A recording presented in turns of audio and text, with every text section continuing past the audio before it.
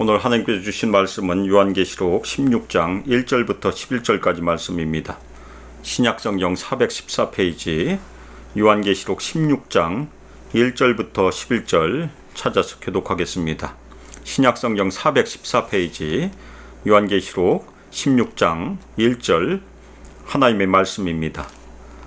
또 내가 들으니 성전에서 큰 음성이 나서 일곱 천사에게 말하되 너희는 가서 하나님의 진노의 일곱 대접을 땅에 쏟으라 하더라. 첫째 천사가 가서 그 대접을 땅에 쏟음에 짐승의 표를 받은 사람들과 그 우상에게 경배하는 자들에게 악하고 독한 종기가 나더라. 둘째 천사가 그 대접을 바다에 쏟음에 바다가 곧 죽은 자의 피같이 되니 바다 가운데 모든 생물이 죽더라. 셋째 천사가 그 대접을 강과 물 근원에 쏟음에 피가 되더라.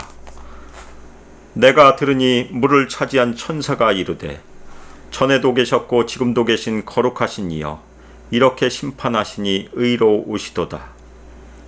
그들이 성도들과 선지자들의 피를 흘렸으므로 그들에게 피를 마시게 하신 것이 합당하니이다 하더라. 또 내가 들으니 제단이 말하기를 그러하다. 주 하나님 곧 전능하신 이시여 심판하신 것이 참되시고 의로우시도다 하더라. 넷째 천사가 그 대접을 해에 쏟음에 해가 권세를 받아 불로 사람들을 태우니 사람들이 크게 태움에 태워진지라 이 재앙들을 행하는 권세를 가지신 하나님의 이름을 비방하며 또 회개하지 아니하고 주께 영광을 돌리지 아니하더라.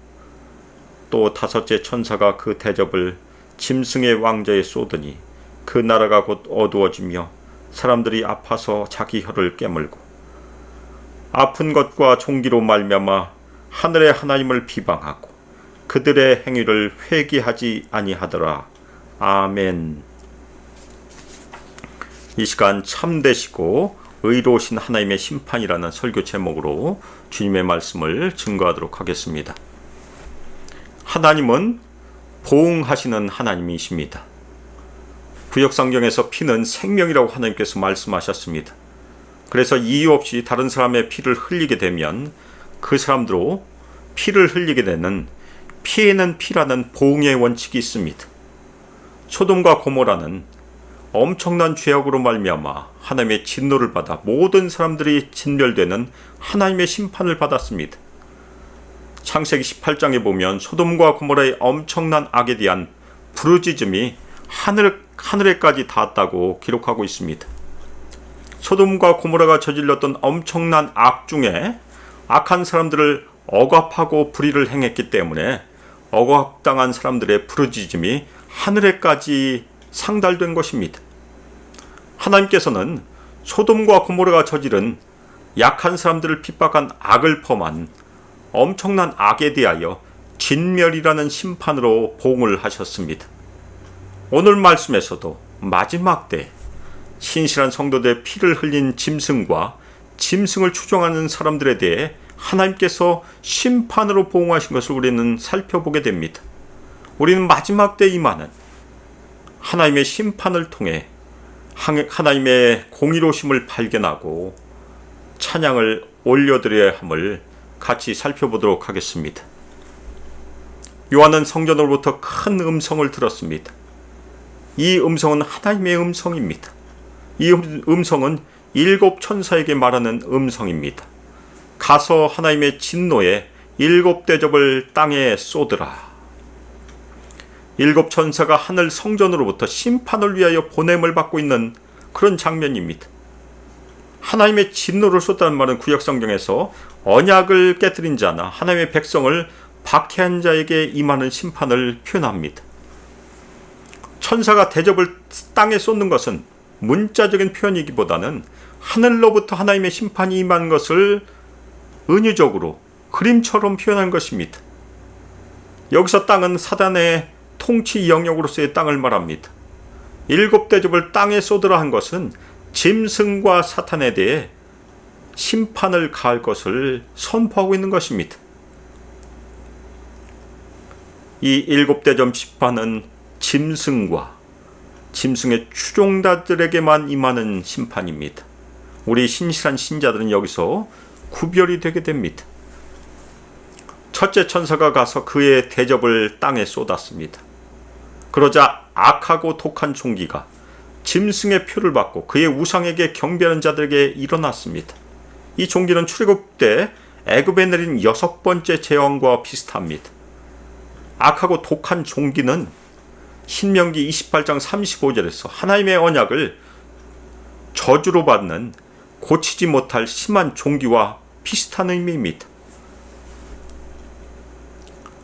신명기 28장 35절 여호와께서 내 무릎과 다리를 쳐서 고치지 못할 심한 종기를 생기게 하여 발바닥에서부터 정수리까지 이르게 하시리라.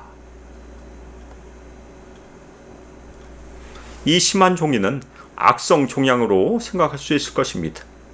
그레고리 빌이란 주석가는 종기를 비유적인 표현으로 이해를 합니다. 특별히 다섯째 나팔 심판이 가져오는 영적이며 심리적인 괴로움과 비슷한 고통으로 설명을 하고 있습니다.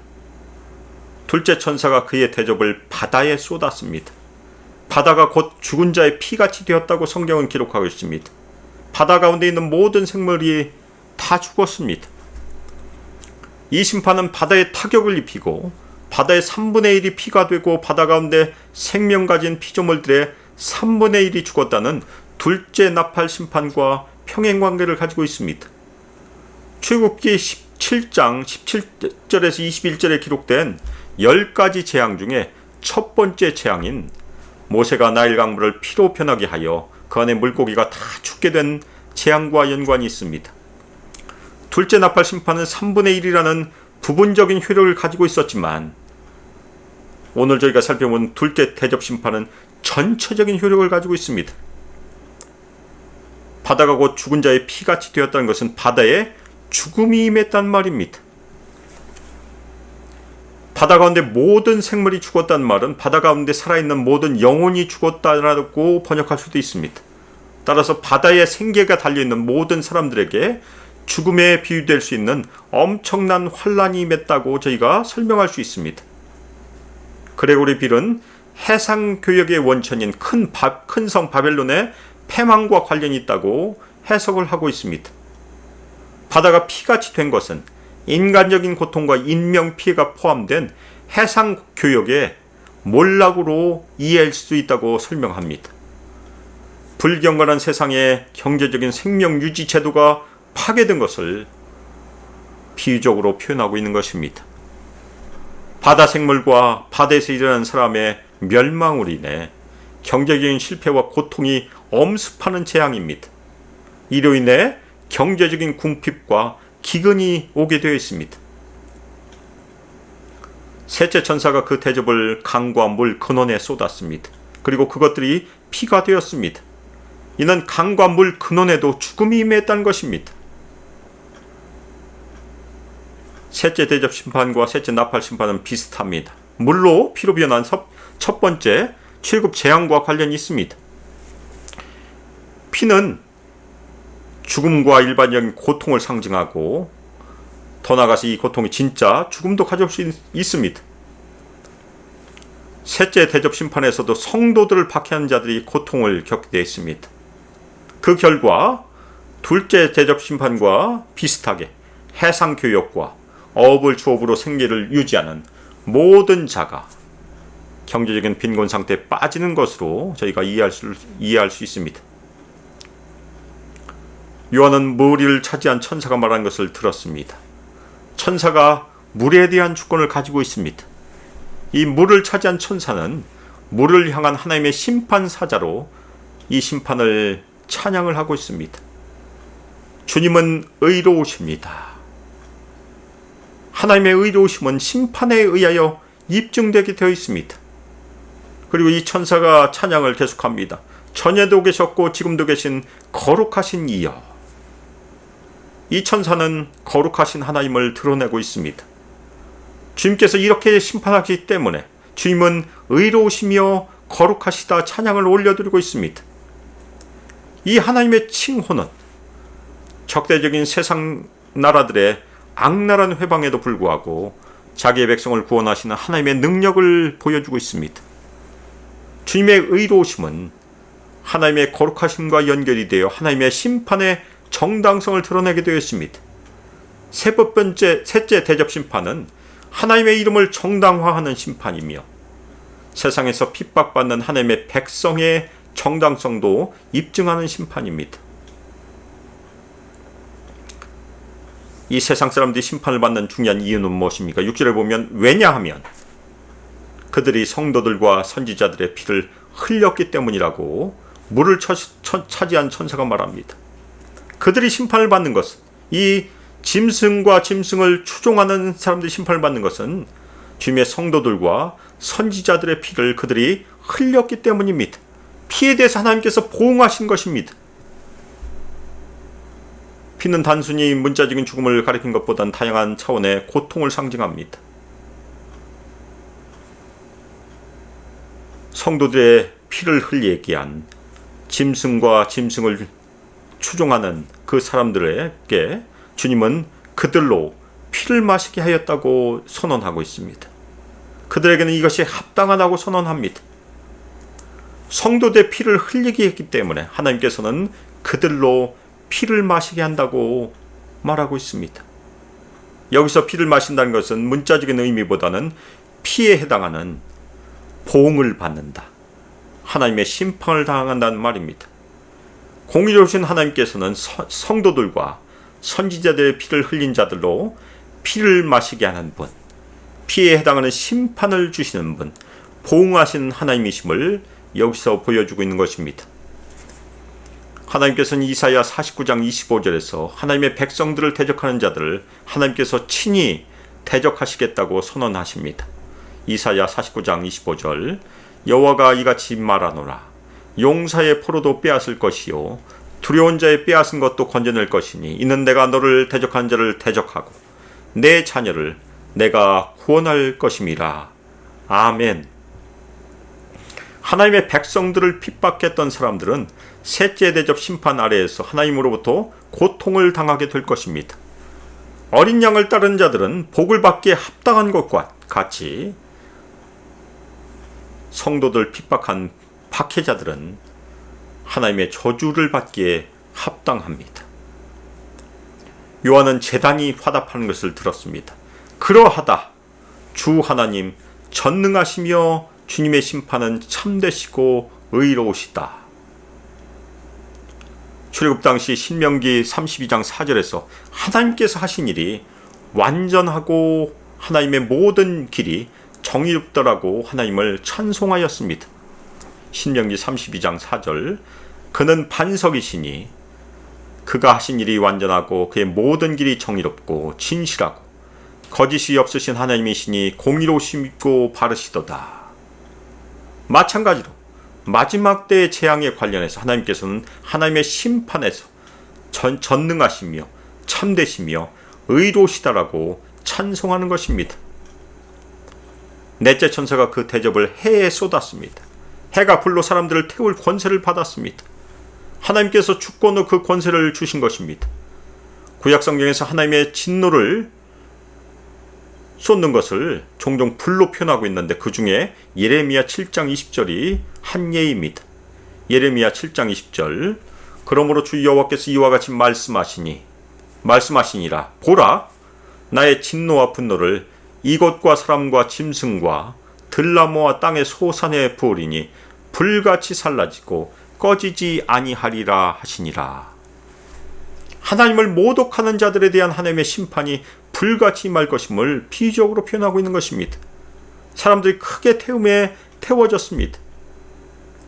해가 사람들을 태우되 불로 태우듯이 맹렬한 화가 불신자들에게, 짐승과 짐승을 추종한 자들에게 임할 것임을 시사해주고 있는 것입니다. 그런데 그들은 하나님의 이름을 비방하였습니다. 이 재앙들을 행하시는 권세를 가지신 그 하나님의 이름을 비방하고 있습니다. 이 비방한다는 것은 모독한다는 의미를 가지고 있습니다. 하나님의 이름을 모독하는 것은 짐승의 사역의 본질입니다. 심판을 받는 자들이 하나님의 이름을 모독한다는 것은 그들의 짐승에게 속한 자들이란 것을 보여주고 있는 것입니다. 이런 심판에도 불구하고 그들은 회개하지 아니하고 주님께 영광을 돌리지 아니합니다. 그들은 완악하여 신성모독과 회개하지 않는 범죄를 더하고 있습니다. 그들은 하나님이 진정으로 이 재앙을 행하는 권세를 가지신 분이라는 것을 부인하고 하나님을 비방하고 있는 것입니다. 다섯째 천사가 그 대접을 짐승의 왕좌에 쏟았습니다. 짐승의 왕자는 무엇입니까? 짐승이 자신의 영역에 대하여 가지고 있는 주권을 상징합니다. 이 땅에서 그 주권을 가지고 있습니다. 그런데 다섯째 대접 심판은 짐승의 통치 능력에 치명적인 심판을 가하는 것입니다. 짐승의 왕자에 대접을 쏟았다는 것은 사탄에 대한 심판을 직접 감행하였다는 것을 의미하기도 합니다. 이것은 하나님의 구원의 역사의 완성이 마지막 때가 가까워지고 있음을 보여주는 것입니다. 그런데 그 결과로 그 나라가 곧 어두워졌다고 말하고 있습니다. 출애굽기 10장 21절에서 29절 10가지 재앙 중에 9번째인 하나님께서 애굽에 흑암을 내리신 재앙과 관련이 있습니다. 출애굽에서는 바로가 자신을 그 화신으로 믿었던 태양신 라에 대한 심판이었습니다. 어둠의 심판이 태양신 라에 대한 심판이었습니다. 이 흑암도 구약성경에서 하나님의 심판의 중요한 현상 중의 하나입니다. 특별히 이 어둠은 하나님과 철저히 분리되었고 심판을 당하고 있다는 것을 보여주고 있습니다. 그런데 그 결과로 사람들이 고통으로 혀를 깨물었습니다. 예수님께서 마태복음 25장 30절에서 말씀하신 것처럼 불신자들은, 짐승과 짐승을 추종한 사람들은 바깥 어두운 데 쫓겨나 거기서 울며 이를 갈게 될 것입니다. 마태복음 25장 30절, 이 무익한 종을 바깥 어두운 데로 내쫓으라. 거기서 슬피 울며 이를 갈리라 하니라. 아멘. 사람들이 어둠으로 인하여 고통으로 혀를 깨무는 것은 지옥의 고통을 표현하고 있는 것입니다. 다섯째 대접 심판으로 인하여 짐승의 나라에 속한 자들은 영원한 지옥의 고통을 체험하고 있는 것입니다. 그런데도 그들은 하늘의 하나님을 비방하였습니다.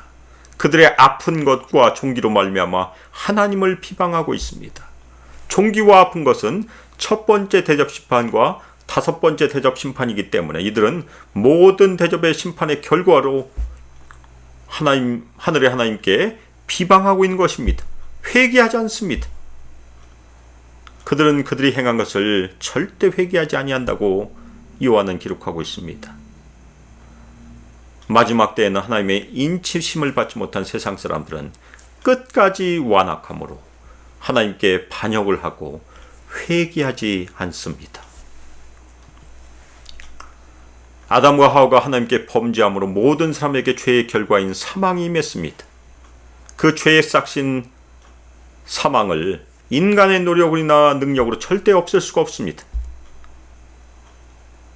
우리는 거기에 대해서 전적으로 무능합니다.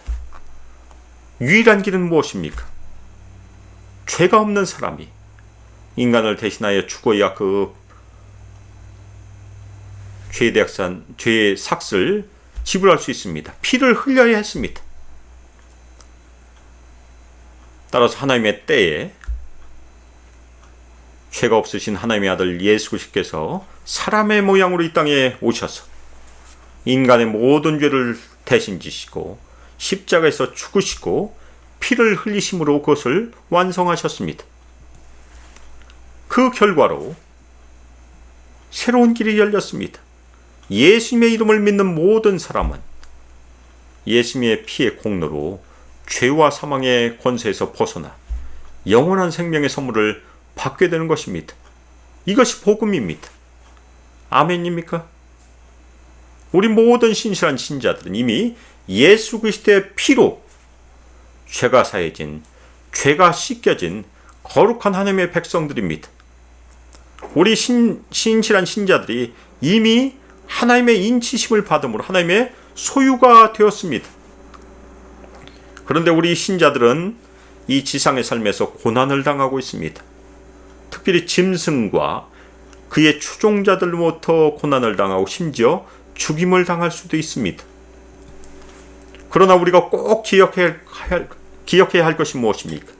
우리의 구원은, 우리가 받은 하나님의 인치심은 짐승과 그의 추종자들의 공격에도 불구하고 영원히 보장된다는 것입니다.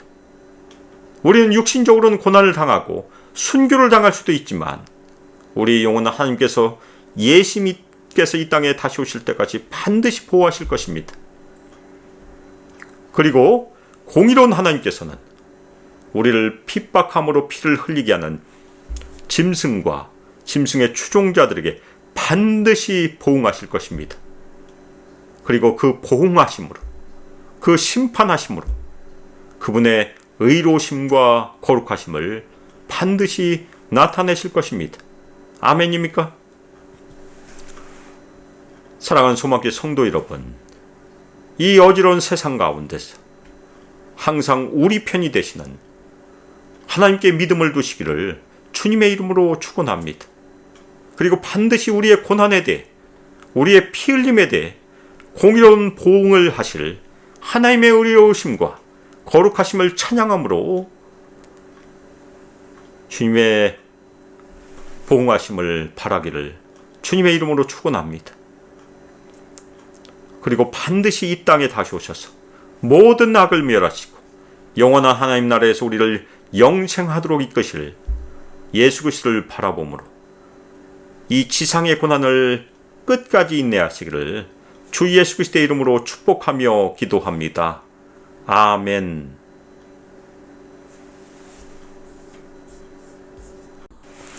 이제는 주 예수 그리스도의 은혜와 하나님의 사랑과 성령 하나님의 교통하심과 우리에게 권능 부어주심과 임재하심이 이 어지러운 세상 가운데 우리의 믿음을 전심으로 하나님께 두고 의로우시며 거룩하신 심판으로 반드시 보응하실 그 하나님을 찬양함으로 마지막 때 반드시 다시 오실 예심을 소망함으로 인내로 끝까지 승리하기를 결단하는 저희 수만교 모든 성도들 위해, 우리 청년들과 유스와 아이들 위해 함께하기를 주 예수 그리스도의 이름으로 축복하며 기도합니다. 아멘.